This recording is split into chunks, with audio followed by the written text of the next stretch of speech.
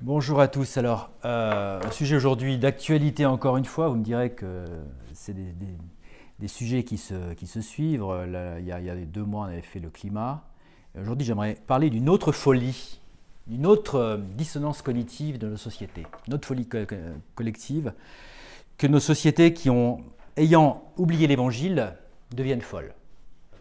Et parmi ces folies, il y a ce qu'on appelle l'antispécisme. Et le sujet d'aujourd'hui, c'est l'antispécisme dans une perspective biblique. Le 28 août dernier, par exemple, partout dans le monde, des actions sont menées par des antispécistes. En Suisse romande, ce sera à Lausanne, devant le palais de Rumine, avec l'Association pour l'égalité animale, APEA. Et lors de la précédente édition, les militants antispécistes avaient créé une chorégraphie spectaculaire, etc. C'est la journée mondiale pour la fin du spécisme. Alors, c'est quoi le spécisme ? Encore un terme de la novlangue inventé, un terme marxiste qui n'existait pas, mais qu'on invente pour créer un problème. Voilà. Alors, le spécisme, en fait, c'est, si vous voulez, faire en sorte que il faut reconnaître qu'il y a l'espèce humaine d'un côté et l'espèce animale de l'autre. Et que finalement, l'humain n'est qu'un animal humain, mais ça reste un animal. Et on en vient finalement à reconnaître à l'animal une nature qui n'est finalement pas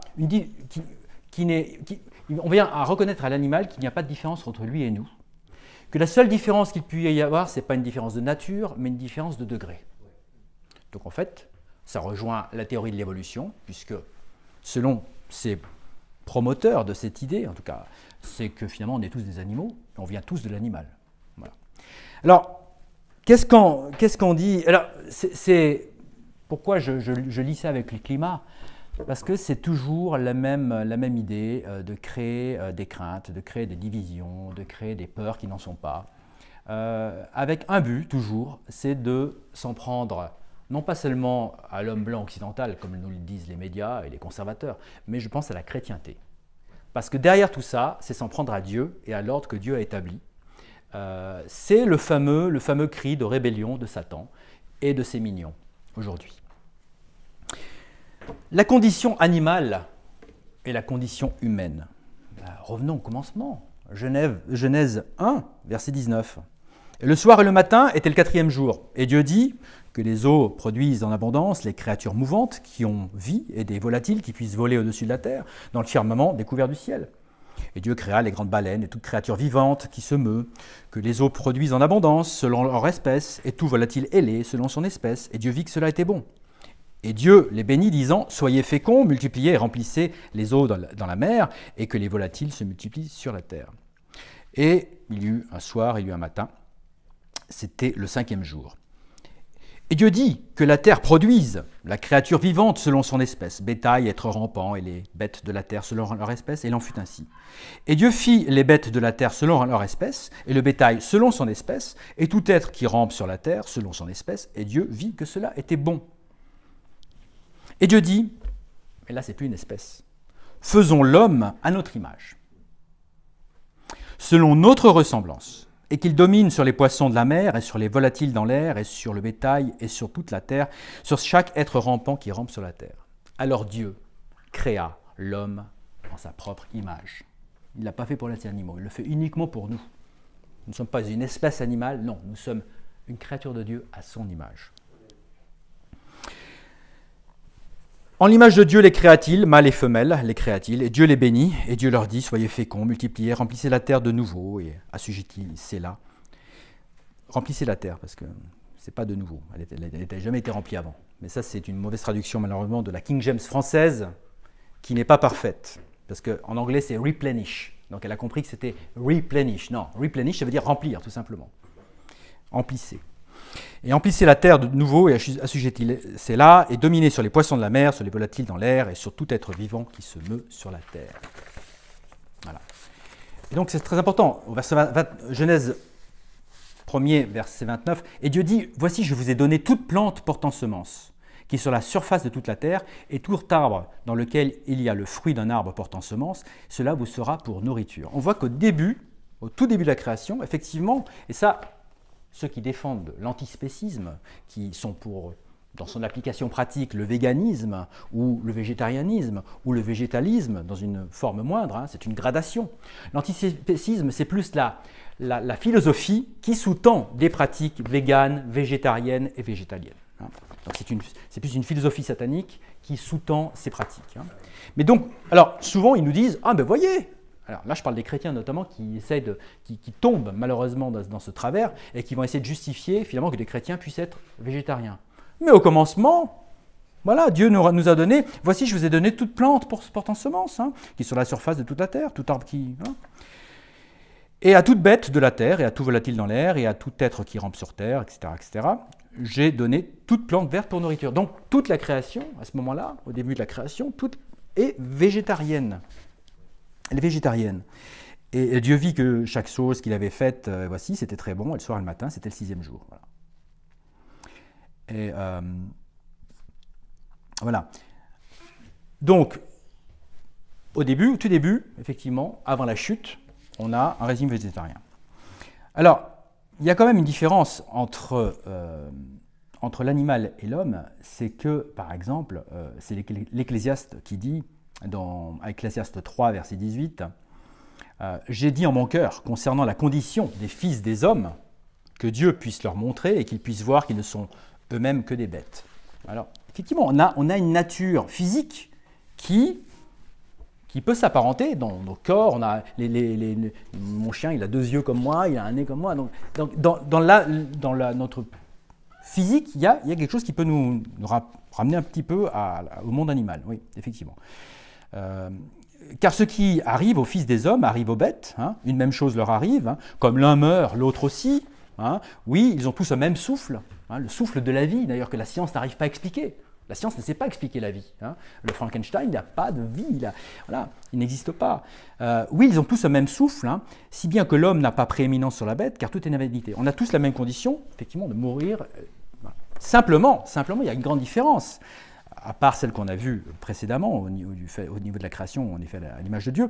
Tout va en un même lieu, tout vient de la poussière et tout retourne à la poussière. Physiquement, on vient de la poussière, on y retournera dans la tombe, hein, notre corps. Mais la différence, elle est là. Et l'Ecclésiaste continue au verset 21. « Qui sait que l'esprit de l'homme va en haut et que l'esprit de la bête va en bas dans la terre ?» Grande différence. Quand nous mourons, nous retournons à Dieu. Quand le chrétien meurt, en fait, il s'endort et il est présent avec le Seigneur. Être absent du corps, c'est d'être présent avec le Seigneur. La bête, elle, l'animal, descend dans la terre, redevient poussière et elle ne va nulle part. Elle n'a pas d'âme, qui vive éternellement, que ce soit au paradis ou mort en enfer. Non, l'animal, voilà. Donc, grande différence, 2 différences qu'on vient de voir. On a été créé à l'image de Dieu et on a une vie, une âme éternelle. Alors, cette différence entre l'homme et l'animal ne veut pas dire, parce que Dieu nous a aussi demandé d'assujettir la terre, hein, il nous a demandé de régner sur le monde animal. D'ailleurs, c'est Adam qui nomme les animaux, c'est donc une prise de pouvoir et une responsabilité envers la création que Dieu nous a confiée. Mais cette responsabilité, elle veut dire qu'il y a un respect aussi à avoir de l'animal. Alors, c'est pour ça que certains antispécistes et défenseurs des animaux, encore que l'antispécisme va au-delà de la défense des animaux, hein, puisque l'antispécisme, comme toute invention marxiste, se sert d'une minorité à défendre pour en fait un combat qui la dépasse et instrumentalise cette minorité. On l'a vu avec le racisme, on l'a vu avec le féminisme, on l'a vu avec le soviétisme où on se sert de l'ouvrier et du prolétariat contre les bourgeois. Donc chaque fois que le marxisme se sert d'une minorité, elle l'instrumentalise. Il l'instrumentalise. Et bien c'est pareil avec les animaux. En fait, les antispécistes se foutent des animaux. Il faut le dire. Voilà. En revanche, la Bible, elle est claire. Elle nous dit qu'on doit prendre soin de nos animaux. Hein. Par exemple, 1 Timothée 5, 18, car l'Écriture dit « Tu ne muselleras pas le bœuf qui foule le blé ». Alors c'est une réalité physique pour expliquer une réalité spirituelle. L'ouvrier est digne de sa rémunération, en particulier le pasteur et celui qui apporte la parole. Voilà. Proverbe 12, verset 10, un homme droit estime la vie de ses bêtes, mais les tendres miséricordes des hommes immoraux sont cruelles. Un homme droit estime la vie de ses bêtes. C'est Jésus, le Seigneur Jésus lui-même qui lit dans Luc 13, puisque le dirigeant de la synagogue répondit avec indignation parce que Jésus avait guéri le jour du sabbat. Et il dit au peuple, « Il y a 6 jours pendant lesquels les hommes doivent travailler, venez donc ces jours-là pour être guéris, et non pas le jour du sabbat. » Ça c'est bien les pharisiens et les religieux. Le Seigneur alors lui répondit et dit, « Toi, hypocrite, chacun de vous ne détache-t-il pas son bœuf ou son âne de l'étable le jour du sabbat et ne le mène-t-il pas à boire ?» On prend soin de l'animal. Et plus loin, au verset 14, toujours de Luc 13, « Et il leur répondit, Jésus, disant, « Lequel de vous aura un âne ou un bœuf tombé dans une fosse et ne voudra pas aussitôt l'en retirer le jour du sabbat ?» Il y a une préoccupation de Dieu, et Dieu nous montre qu'on doit être... Et ça va même plus loin, puisque aujourd'hui, on est très habitué dans nos pays à avoir des animaux de compagnie, ce qu'on dit des pets en anglais, des animaux. Mais regardez, la Bible défend ce principe-là. Regardez ce que Nathan, le prophète, dit à David dans 2 Samuel 12, au verset 3. « Mais le pauvre homme n'avait rien du tout, qu'une petite brebis qu'il avait achetée et nourrie, et qui avait grandi chez lui avec ses enfants. Elle mangeait de ses morceaux, buvait de sa coupe, et couchait en son sein, et elle était pour lui comme une fille. » L'animal de compagnie a été créé pour nos besoins affectifs, de confort, pour notre joie. Et Dieu l'a voulu et Dieu l'exprime par la bouche de Nathan le prophète. C'est une réalité. Et voilà. Donc le respect des animaux, l'amour des animaux, le soin des animaux, les animaux comme proches de nous, très proches de nous, il n'y a aucun problème. Aucun problème. Alors, mais on est différent. L'antispécisme, comme je vous le disais, n'est que la philosophie qui sous-tend un nombre de pratiques, et notamment donc l'alimentation. Alors, si on regarde dans la Bible, il y a à peu près, je dirais, 5 grandes périodes. Je ne suis pas dispensationaliste, c'est pas ça. C'est que si on regarde, il y a 5 grandes périodes où l'alimentation commandée par Dieu peut être différente. On l'a vu avant la chute. Avant la chute, en Éden, on est végétarien. Et c'est pour ça que je disais tout à l'heure, finalement, les chrétiens qui se veulent végétariens, ou les végétariens eux-mêmes qui se réclament de la Bible sans être vraiment chrétiens et nés de nouveau, vont dire, voilà, il ne faut pas manger de la viande parce que, regardez, Dieu l'a voulu ainsi. Donc revenons à l'état édénique, avant même que le Seigneur soit revenu, finalement, créons un état édénique par la force de nos œuvres, c'est la restauration, c'est le Kingdom Now, et on va devenir à nouveau végétarien. Non, parce qu'avant la chute, en Éden, il y a quelque chose de très différent par rapport à aujourd'hui. Déjà parce qu'on est avant la chute. Voilà. Et qu'est-ce qu'il y avait en Éden? Il y avait un complément alimentaire. Ils ne mangeaient pas que du végétal, il y avait un complément alimentaire. Et quel est-il? Vous vous en souvenez de ce complément alimentaire? Arthur? L'arbre de vie. Exactement. Exactement. L'arbre de vie. Il y avait un complément. Et on ne sait pas exactement de quoi consistait cet arbre de vie. Vous me direz, c'est aussi une plante. Voilà. Mais une plante qui est un peu spéciale. Un peu spéciale. L'arbre de vie qu'on retrouve dans l'état éternel plus tard, puisqu'on reviendra finalement à l'état édénique dans l'éternité, d'une certaine manière, il y aura aussi l'arbre de vie. Et donc, l'arbre de vie était sans doute un complément alimentaire, comme aujourd'hui, quelqu'un qui veut être végétarien doit nécessairement prendre de la vitamine et des machins en plus pour compenser les carences graves qu'il peut y avoir à faire du vegan, par exemple. Et puis, avant la chute, la différence aussi, c'est que, à part ce complément alimentaire de l'arbre de la vie, ils étaient nus et parfaits.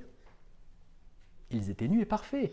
Ils étaient, puisqu'il y avait l'arbre de vie aussi, il n'y avait pas forcément de mortalité physique.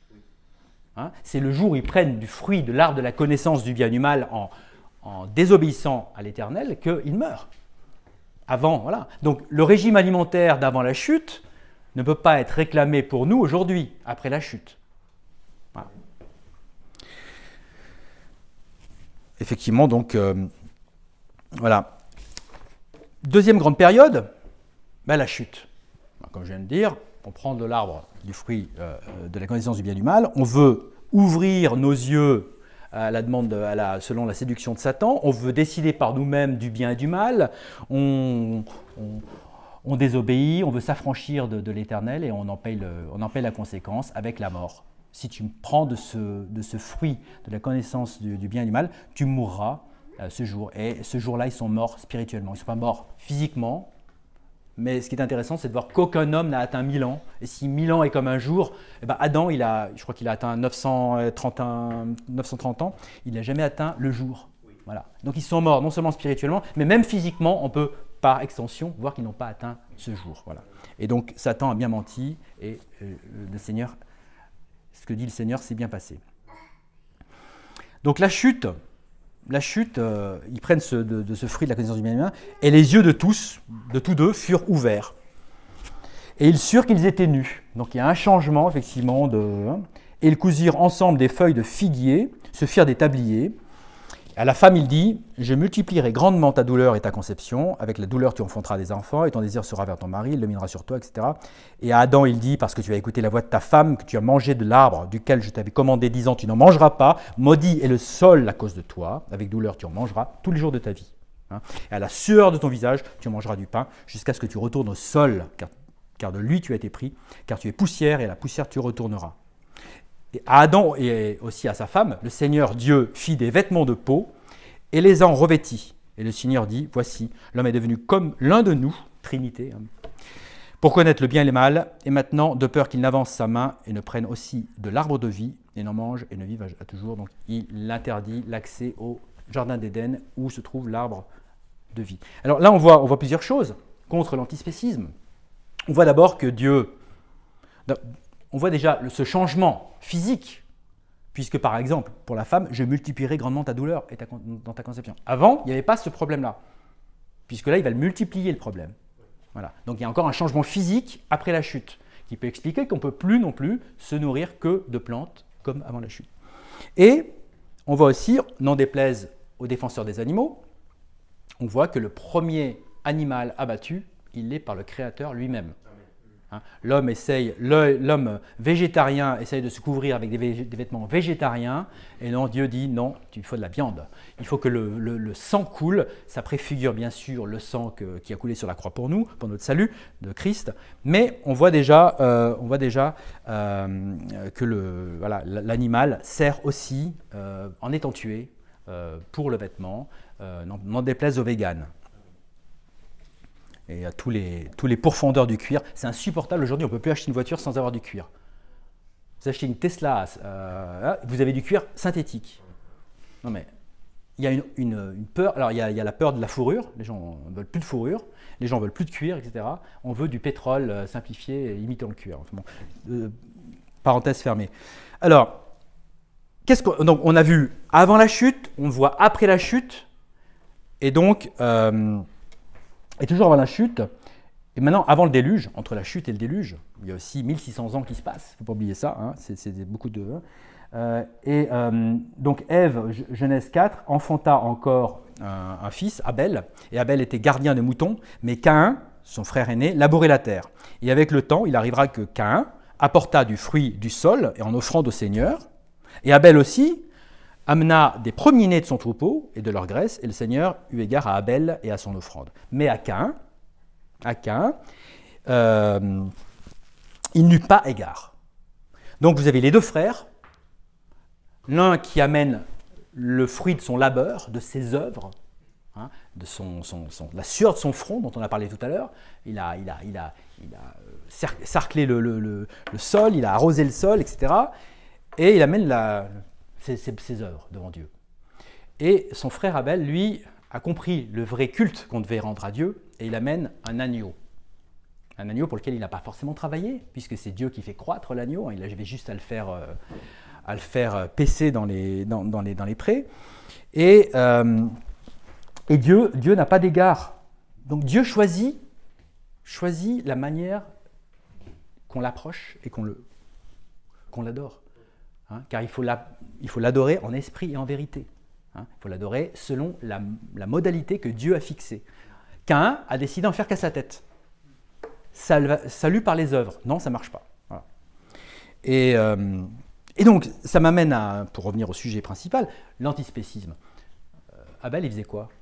Il élevait des moutons juste pour la beauté, comme Marie-Antoinette dans sa bergerie, juste pour les voir? Non, non, pour les manger, pour s'en vêtir, pour boire leur lait, pour manger leur viande. Donc, on voit qu'après la chute, les hommes sont carnivores. Et d'ailleurs, après le déluge, même chose, après le déluge, qu'est-ce que Dieu dit à Noé? Genèse 9, il lui dit « Et Dieu bénit Noé et ses fils et leur dit « Soyez féconds, multipliez-vous, remplissez de nouveau la terre, hein, comme dans Genèse. Et vous causerez la peur et l'effroi sur toutes les bêtes de la terre, et sur tout volatile dans l'air, sur tout ce qui se meut sur la terre et sur tous les poissons de la mer. Ils sont livrés entre vos mains. Okay. Tout être mouvant qui vit vous sera pour nourriture. Ainsi que toute plante verte, je vous ai donné toute chose. Mais la chair avec sa vie, qui est son sang, vous n'en mangerez pas. Et certainement, je recueillerai votre sang de vos vies, de la main de toute bête que je leur... etc. Quiconque verse le sang de l'homme par l'homme, son sang sera versé, car à l'image de Dieu, il a fait l'homme. C'est sûr qu'on sortait d'une telle violence avant le déluge que Dieu met encore un avertissement. Mais on voit là, vous mangerez non seulement des plantes, mais aussi des animaux. Alors, vient un jour Abraham. Abraham qui est appelé parmi les païens, et Dieu veut en faire un peuple témoin. D'ailleurs, c'est assez amusant de voir que, par exemple, lorsque le Seigneur Jésus vient voir avant l'incarnation Abraham sous le chêne de Mamré avec les deux anges, Abraham leur sert quoi? Il leur sert un veau cuit avec du lait, etc. Ce qui nous montre déjà, bien avant l'incarnation du Seigneur Jésus, que ce dernier mange de la viande. Et là, il mange même du bœuf, un veau. Voilà. Donc il aura mangé toutes les viandes, de l'agneau, etc. Bon, ça peut peut-être. Donc, vient donc Abraham, et vient avec Abraham le peuple hébreu et la loi de Moïse. Donc, une nouvelle étape dans la façon de manger, et notamment de manger la viande ou pas. Puisque la loi, le Lévitique montre, Lévitique 1, et le Seigneur parla à Moïse et à Aaron, parlait aux enfants d'Israël, disant, ce sont ici les bêtes que vous mangerez parmi toutes les bêtes qui sont sur la terre. Et là, et ensuite, il rentre dans toute la classification des animaux purs et impurs, selon la loi de Moïse. Il y avait déjà des animaux purs et impurs dans l'arche de Noé, je ne vais pas y rentrer aujourd'hui, mais on voit que sous la loi de Moïse, la loi de Dieu donnée aux Hébreux comme une loi parfaite, il y a des choses qu'on peut manger et d'autres, voilà. Ce qui rumine, par exemple, qui a un sabot fondu, on ne peut pas le manger comme le dromadaire, etc. En revanche, ou le porc, etc.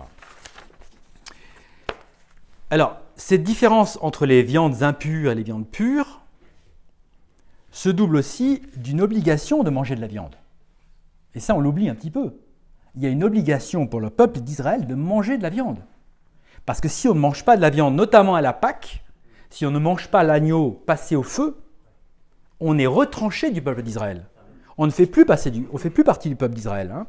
Hein. Nombre 9 parle aux enfants d'Israël, disant « Si un homme d'entre vous ou de votre postérité sera souillé à cause d'un corps mort ou en sera en voyage au loin, il célébrera cependant la Pâque du Seigneur. » Là, ça parle de la Pâque, et notamment ceux qui n'ont pas pu manger la Pâque à temps. Ils étaient en voyage, ou ils étaient souillés, etc. Alors, qu'est-ce qui va se passer? Pour rester, ils ont une deuxième chance de ne pas être éjectés du peuple d'Israël. C'est la deuxième Pâque. Hein. On le voit, et ils la célébreront le 14e jour du mois, le soir, en mangeront avec du pain sans levain et des plantes amères. Et, on voit que donc, il y a une deuxième Pâque pour ceux qui ont raté la première Pâque. Je vous laisse lire Nombre 9, on n'a pas le temps de voir dans tout le détail. Donc, on le voit, des viandes pures et des viandes impures. On voit l'obligation de manger de la viande, notamment à la Pâque. On voit notamment aussi que les sacrificateurs et les prêtres de la loi mosaïque sont obligés de manger la viande des sacrifices. Hein. Il y en a même qui sont allés dans la gloutonnerie, hein, qui voulaient justement en manger un petit peu trop et qui ne la voulaient pas bouillie, qui la voulaient rôtie. Enfin bon, je passe sur les détails. Mais donc, on voit que les prêtres eux-mêmes doivent manger de la viande. Et tous les sacrifices qui sont là pour préfigurer, pour annoncer le sacrifice ultime, le vrai sacrifice qui nous ôte de tout péché, de Jésus-Christ, de l'agneau de Dieu, bien, tous les sacrifices, c'est de la viande. C'est de la viande. Donc que les véganes, les végétariens, ou ceux qui se réclament du christianisme, revisitent tous ces passages-là.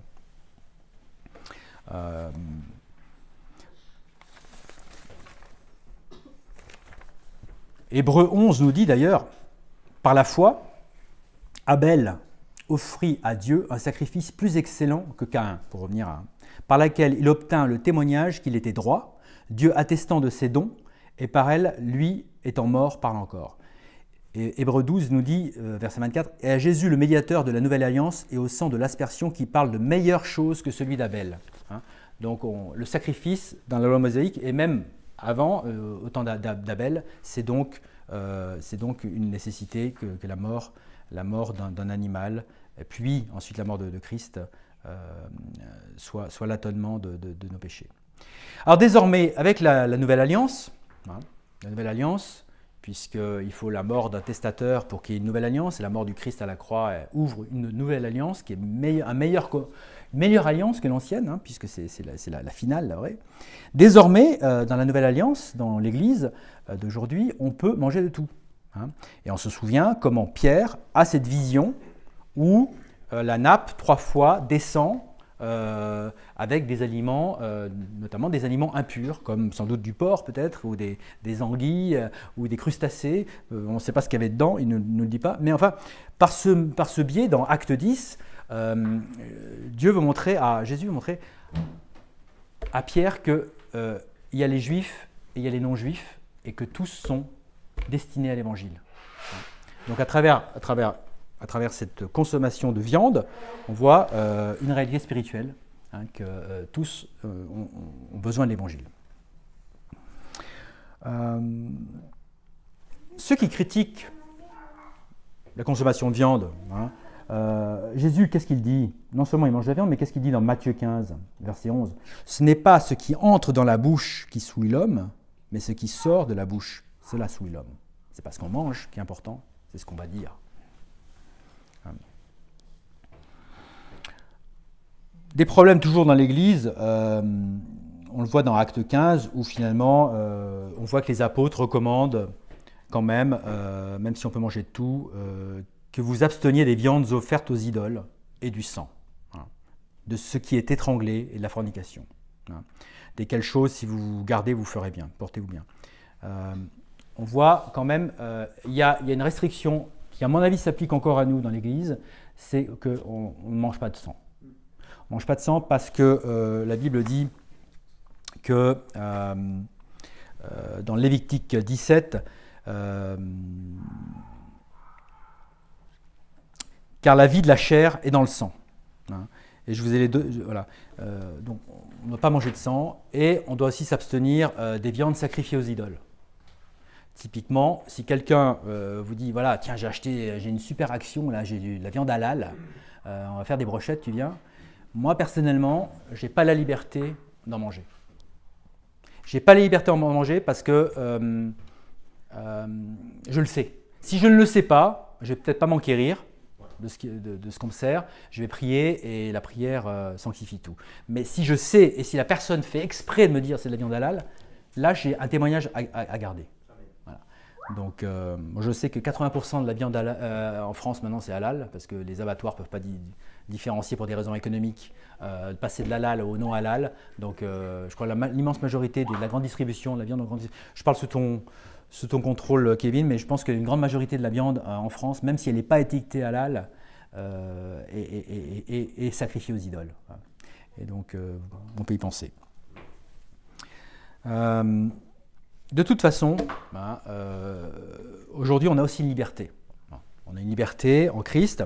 C'est pour ça que Colossiens 2,16 nous dit « Qu'aucun homme donc ne vous juge sur le manger ou le boire, ou à l'égard d'un jour de fête ou de la nouvelle lune, ou des jours de sabbat, lesquels sont une ombre des choses à venir, mais le corps est de Christ. » Donc, si quelqu'un ne... Si un frère choisit de ne pas manger de viande, il a cette liberté totalement et on n'a rien à lui dire, etc. Toutefois, il ne faudrait pas que ce frère en fasse une doctrine. Il ne faudrait pas que ce frère enseigne une telle chose et rajoute une œuvre à l'œuvre accomplie par Christ ou mettre un fardeau additionnel à la vie chrétienne. Voilà. Il ne faut pas oublier quand même que l'apôtre nous dit aussi qu'être végétarien, c'est être faible. C'est plutôt un signe de faiblesse spirituelle, puisqu'il dit, je crois que c'est dans Romains, « Celui qui est faible dans la foi, recevez-le, mais non pas pour des disputes douteuses. Car l'un croit qu'il peut manger toute chose, un autre qui est faible mange des légumes. Ne laissez pas celui qui mange mépriser celui qui ne mange pas, et ne laissez pas celui qui ne mange pas juger celui qui mange, car Dieu l'a reçu. Qui es-tu, toi, qui juges le serviteur d'un autre homme? Pour son propre maître, il se tient debout ou il tombe. Oui, il sera soutenu, car Dieu est capable de le faire tenir debout. » Donc, il y a des libertés, y compris pour l'alimentation, qui font qu'on n'a pas à juger, tant que ce n'est pas un enseignement, mais une pratique qu'on choisit pour soi-même.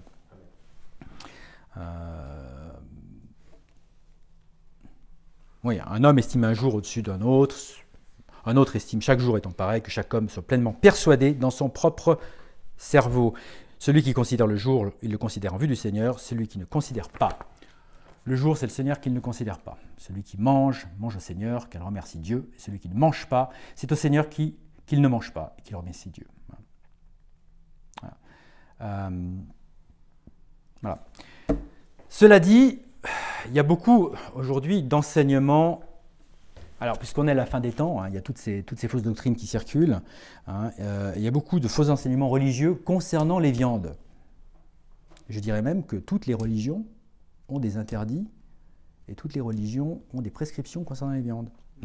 1 Timothée 4, verset 1. « Or, l'Esprit dit expressément que dans les derniers temps, quelques-uns abandonneront la foi, prêtant attention aux esprits séducteurs et aux doctrines des diables, disant des mensonges par hypocrisie, ayant leur conscience cautérisée au fer rouge, défendant de se marier et commandant de s'abstenir d'aliments que Dieu a créés pour être reçus avec reconnaissance de ceux qui croient et qui connaissent la vérité. Car toute créature, et là on rejoint ce que Pierre avait reçu dans Acte 10, car toute créature de Dieu est bonne et rien n'est à refuser, si c'est reçu avec reconnaissance, car elle est sanctifiée par la parole de Dieu et la prière. Si tu remets en mémoire ces choses aux frères, tu seras un bon ministre de Jésus-Christ, nourri dans les paroles de la foi et de la bonne doctrine à laquelle tu es parvenu. » Oui, parce que tous ces faux cultes, catholicisme, vendredi sans viande, on mange du poisson. Orthodoxie, il y a 2 jours par semaine, je crois, d'abstinence des viandes. Le bouddhisme, on n'en parle pas, beaucoup sont végétariens. L'islam, pareil, on ne mange pas de porc. Pareil pour le Talmud. Les adventistes, Ellen G. White, qui se veulent des chrétiens, elle a reçu des révélations tellement nombreuses que ça en fait 3-4 Bibles empilées, mais dans ces révélations, elle a reçu qu'il fallait être végétarien. Ellen G. White, voilà. Bon. C'est pas la femme de James White, même si c'est le même père. Voilà. Donc, les faux enseignements religieux, attention, parce que cette espèce de doctrine est un témoignage de la fin des temps. Alors, conclusion, application. Ben, je crois qu'il faut d'abord veiller et être sobre. Parce que les fausses doctrines arrivent. Pourquoi je parlais de l'antispécisme? Alors, j'aurais pu développer l'antispécisme, mais je voulais accéder surtout insister sur ce que dit la parole. L'antispécisme, c'est en train de venir sur nous à la vitesse grand V. L'antispécisme, comme le dit Paul Sugy, qui a fait un très bon bouquin dessus, l'antispécisme est la dernière étape d'un lent processus de déconstruction pour déconstruire la vision que Dieu avait pour l'homme, de dominer le monde animal, de manger, de se servir du monde animal. Paul Sugy continue, accorder des droits fondamentaux aux animaux, parce qu'aujourd'hui on parle de donner non seulement une reconnaissance aux animaux, de leur donner, de défendre leurs intérêts, mais maintenant de leur donner des droits. Par exemple, dans la ville de Strasbourg, vous avez un délégué, un conseiller municipal à la condition animale. On parle maintenant de faire représenter, dans les milieux les plus extrêmes antispécistes, de faire représenter les animaux pour qu'ils aient une voix au Parlement.